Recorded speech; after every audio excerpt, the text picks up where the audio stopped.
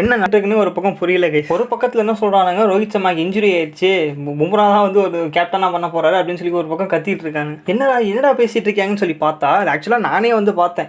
India versus Ireland match முடிஞ்சதுக்கப்புறம் Pakistan versus USA match start ஆகிறதுக்கு முன்னாடி ஒரு ஈவினிங் டைமில் பார்த்தீங்கன்னா பும்ராவும் சூரியகுமார் யாதவ் ஒரு போஸ்ட் போட்டிருந்தாங்க. பும்ரா வந்து ஐம் ரெடி ஃபார் த டாஸ்னும், இந்த பக்கம் Suryakumar Yadav super excited and looking forward to டாஸ்னு போட்டார். இது கூட பிரச்சனை கிடையாது. பும்ராவோட இஃப் சஞ்சனா கணேசன் அவங்க வச்சாங்க ஒரு இது, அதுதான் பூதாகரமாக வெடிக்க ஆரம்பிச்சிருச்சு. என்னன்னா, can't wait for Jasprit to do the டாஸ்ன்னு சொல்லி ஒரு பாயிண்ட்டை போட்டாங்க. நான் இந்த சஞ்சனா கணேசன்லாம் பார்க்கவே இல்லை. நான் பும்ரா சூரியகுமார் யாதவ் பார்த்தேன். அதில் வந்து பாகிஸ்தான் மேட்ச் ஈவினிங்ல இருந்துச்சா, மேபி அந்த டாஸுக்காக தான் ஏதோ அதை பற்றி பேசிகிட்டு இருக்காங்க போல அப்படின்னு சொல்லி பார்த்தேன். அப்பயே ஒரு சந்தேகம் லைட்டாக வந்தது, என்ன அது இது இருக்கிறா போஸ்ட்லாம் போடுறாங்க, ஒரு ஸ்டோரி போட்டால் பத்தாதா அப்படிங்கிற மாதிரி. அதுக்கப்புறம் சஞ்சனா கணேசன் போஸ்ட் பார்த்ததுக்கப்புறம் தான் தெரியுது என்னடா அது அப்படிங்கிற மாதிரி. இதெல்லாம் வச்சு ஃபேன்ஸ் ஒரு மாதிரி வந்து ஒரு தியரியை உருவாக்கி, ரோஹித் சர்மாக்கு இன்ஜுரி, ஸோ கேப்டன் வந்து ஜஸ்பிரீத் பும்ரா தான் பண்ண போகிறாரு, அவர் தான் டாஸ் போட போகிறாரு, அது ரிலேட்டட் பும்ராவோட வைஃப் வந்து சொல்லியிருக்காங்க அப்படின்னு சொல்லி ஒரு இதை கிளப்பிட்டாங்க. பட் அந்த பக்கம் வந்து இந்த ப்ராக்டிஸ் செஷனில் பார்த்தா ரோஹித் சர்மா கன்னாட் வந்து பேட்டிங் ஆடிட்டு இருக்கு. இப்போதைக்கு கன்ஃபார்ம் ரோஹித் சர்மா இன்ஜுரி பிரச்சனைலாம் எதுவுமே கிடையாது.